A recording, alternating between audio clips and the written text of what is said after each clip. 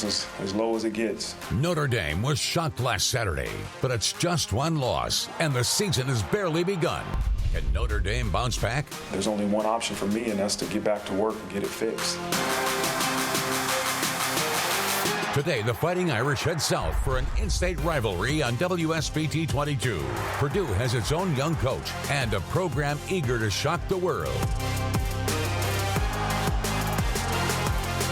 I know Coach Freeman will have those guys fired up and ready to play. It's the Boilermakers and the Fighting Irish. Now on WSBT 22.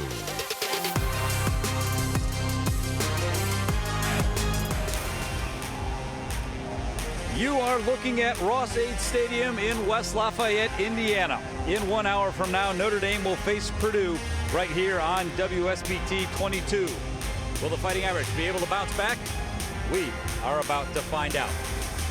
Good afternoon, everyone, and welcome to this live presentation of WSBT 22 Sports. I'm Pete Byrne alongside Bennett Wise. And Bennett, there are fans all over the concourse here outside Ross-Ade Stadium. A lot of interest heading into this Irish and Purdue rivalry, a game that they've been playing for a very long time. That they have. They played every single year from 1946 to 2014 before the rivalry took a short break. They've only played 2 times since then, and you can tell the excitement from everybody around the concourse. A lot of people wearing both Purdue and Notre Dame gear at the same time. We're going to spend the next 30 minutes getting you ready for kickoff, but before we do that, we're going to have to take a look at how we got here. Last week, Notre Dame was shocked by Northern Illinois. A 4-touchdown underdog from the MAC Conference came into Notre Dame Stadium and upset the then number 5 team in the country. Notre Dame had the football and the lead with 6 minutes to go, and the Irish were marching towards a potential game-ending score when Riley Leonard badly underthrew an open receiver and was intercepted by the Huskies. Northern Illinois would take over the football, methodically move it into field goal range while simultaneously bleeding the clock down to under a minute. And the Huskies kicked a game-winning field goal to hand Notre Dame one of its most unlikely defeats in a long time. That loss knocked Notre Dame from 5th all the way to 18th in the AP poll, and suddenly has fans doubting their potential to make the college football playoffs. A turnaround, if it's going to happen, needs to start here this week. Here's what Marcus Freeman told us a few days ago. Everybody says, hey, you're going to the playoffs, you got an easy schedule. We all hear it. And I think we started to believe that. And it's easy to listen to the good things. Nobody wants to hear the bad things, people say, but neither of them should matter. Your approach should be your approach. Your routine should be your routine. And that's the challenge we have as a football program, is how do we handle success and make sure each week we're approaching the opponent the right way. The reality is that we have the talent, we have coaching staff to be a great football team. Much better than we displayed on Saturday, but we have a lot of work to do to ensure that we perform that way each opportunity we get. Been a week full of work. Notre Dame has spent the past 6 days trying to put that loss to Northern Illinois behind them, Bennett. We've had a chance to speak with several of the Irish players and coaches this week. Understandably, they're very frustrated with what they put out there on the field a week ago. That they are, and Marcus Freeman attributed to sort of a lack in the mental approach to this game. Some players said it was a lack of emotion or intensity, and you could kind of see it too. Guys flat-footed at times on both sides of the ball, but for whatever the reason may be, the Irish practice with a salty taste in their mouths this week and are determined to not have a repeat performance today against Purdue. You know, for the game, it just we didn't play to our standard, and I think, I'm as mad as everybody else, but I think, find the silver lining is that this is something that we can work on and use as a reminder, like, hey, like, we can't ever let this happen again. You just had that feeling that everyone kind of had in their stomach. Just trying to use that feeling that we all had, because we don't want to face that again. And just using that as a motivator and to propel us and propel for the future. Confidence is a fragile thing, and it's something that you got to continue to build on. And where you build on it is right out there on those practice fields. And the message from me to those guys is, listen, we can't get all the way to where we want to go in 4 days, but we can be better Tuesday than we were Monday. We can be better Wednesday than we were Tuesday. We can be better Thursday than we were Wednesday, and start stacking these days together. And the end result is something that the Irish faithful is going to be happy with. And the Irish faithful certainly putting a lot of pressure on this team and especially Mike Denbrock. We know his intensity that he can have. I'm sure he'll have the guys ready this week to not have this repeat performance from last week. Yeah, certainly you want to be getting better week to week. I think the real frustrating part for Notre Dame a week ago wasn't that they didn't improve, it's that they regressed. We saw it in the running game, we saw it in the defense, and in several other areas of concern, and also areas that we're going to talk about coming up here in the next half hour. But right now we need to take a break. But coming up on the program, the Fighting Irish may be in bounce back mode, but the Boilermakers bring an entirely different vibe into today's game. We're going to take a closer look at the Purdue football team when the Notre Dame football pregame special continues here on WSBT 22.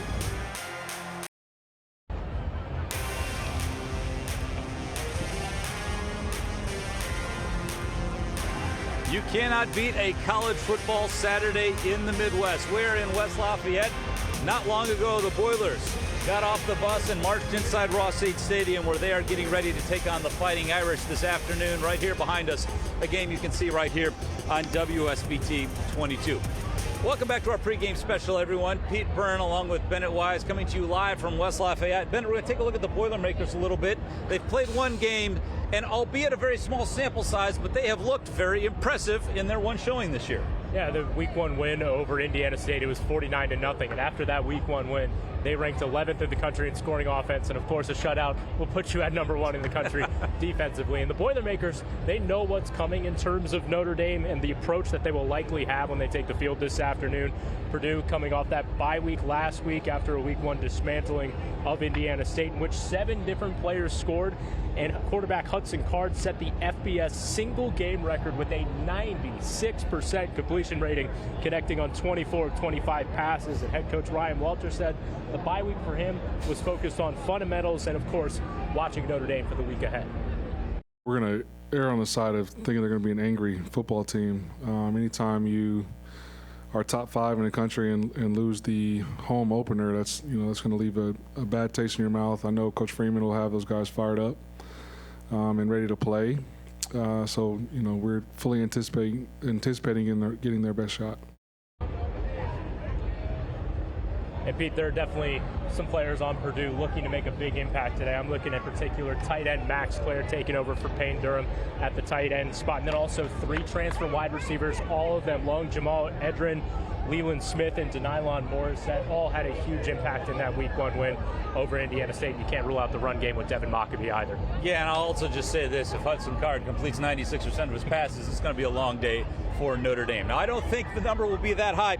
As we take a closer look, Notre Dame and Purdue, they've had a great rivalry over the years. They've played 87 times in a rivalry that dates all the way back to the late 1800s. You mentioned they've played 69 games in a row in a stretch post-World War II. Notre Dame does hold a hefty edge in this rivalry, and Purdue hasn't won a game in this series since 2007. So the Boilermaker players know that a win over the Irish today would be very big for their program. I think it's definitely one that, we've had our eye on, and we want to go out there and execute to the best of our ability. It's going to be a big game. Ross-Ade's going to be jumping and everything like that. What would it mean to knock off the Irish this weekend? It'd mean a lot. We played them a couple years ago, my freshman year. I didn't get to play. It'd be cool. It's going to be cool, playing against these guys. We know there's a trophy involved, so yeah, we're trying to spread around the room this is bigger than just a big team, you know what I mean? It's a trophy game, Can't even remember the last time Purdue beat Notre Dame. I know it would mean a lot to everybody, We put in work for a long time, just to come in and beat whoever we play on Saturday. So, it would definitely mean a lot. Well, we know the last time the Boilers beat Notre Dame, it was 2007. It was a while ago, but they have the moniker Spoilermakers for a reason. Since 2018, Purdue has played 16 games against top 25 teams. They've been underdogs in all of them. They've gone 7-9, so this is a program that provides a dangerous opponent when you play them, especially here on the road. Absolutely, and when you think about this team right now, obviously you can't take much away from the week one game against Indiana State, but they're an unproven team altogether, and I think that makes them more dangerous because there is that proven game factor, and what better way to do it against Notre Dame. We're going to find out right here later today, but right now we need to take a timeout on the program. But when we come back, Marcus Freeman makes a return to this stadium right here where he spent 4 years honing his craft as an assistant coach. He speaks with us about his time here in West Lafayette when we come back with more right after this.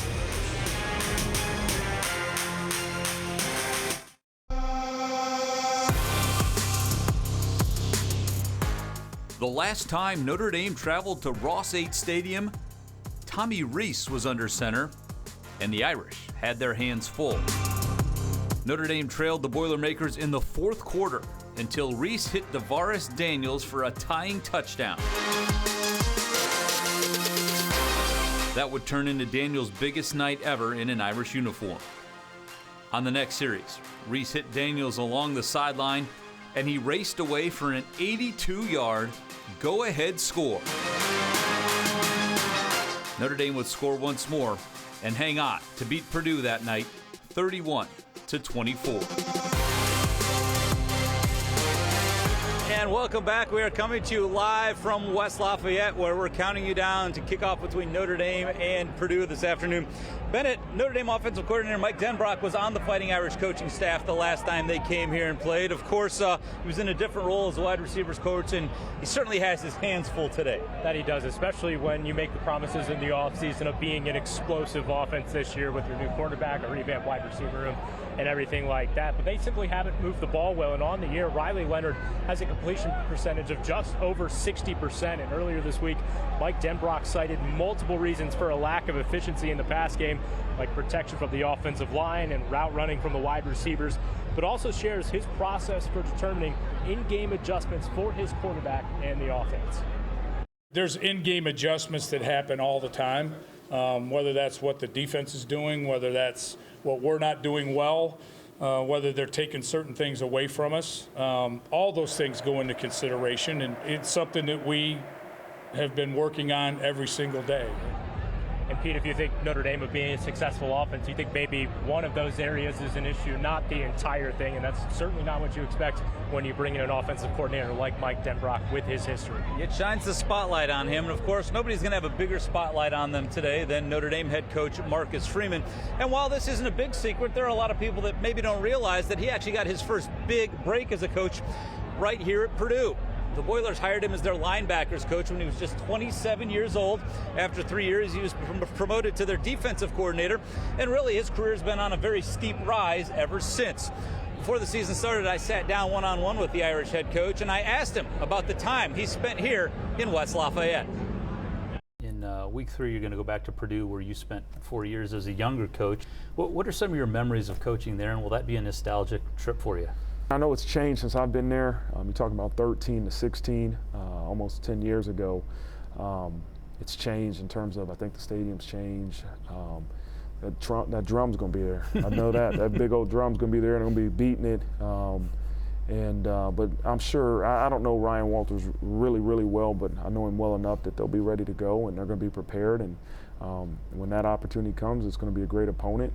But I mean, it's exciting to go back just because you had a lot of memories there. You're talking about 4 years of your life. You had multiple children there. Those were great times. I know we might not have won as many games as we wanted to, but I really enjoyed my family being able to grow up in West Lafayette for those 4 years. Well, he's right about one thing. That big drum is here inside that stadium. And he mentioned they didn't win as much as he thought, but you learn from failure. He learned, ideally, you would think about how to bounce back, and that's a trait that Irish fans hope they see him play today. Especially just given the circumstances, like even Eric Hansen mentioned, with this being his third year, you think he would learn from mistakes like a loss to Stanford or a loss to Marshall. And this is kind of one of those games that you circle on the calendar of, okay, this is a real game, and what can you do to sort of rebound from last week and also take this program a step forward? You do get a sense we'll know more about this team about 4 hours from now. Meanwhile, we're going to take one final break, but when we come back, kickoff is right around the corner. We're going to wrap things up from Ross-Ade Stadium and get you set for the Irish and the Boilers right after this.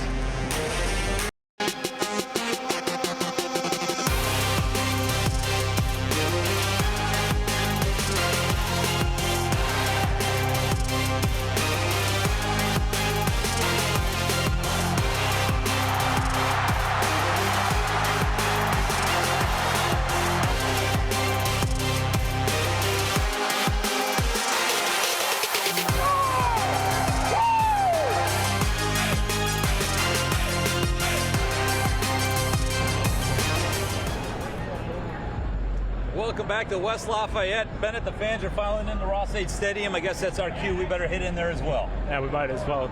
A lot of fans starting to come together, and I can imagine it's going to be a pretty packed stadium. Notre Dame and Purdue kickoff right here at Ross-Ade Stadium at 3:30 this afternoon here on WSBT 22. The CBS College Football Today show is next, followed by the Irish and the Boilers. And, of course, we will be back here tonight with all the highlights and the post-game reaction of Notre Dame and Purdue. But we thank you for watching us this afternoon. Enjoy the game.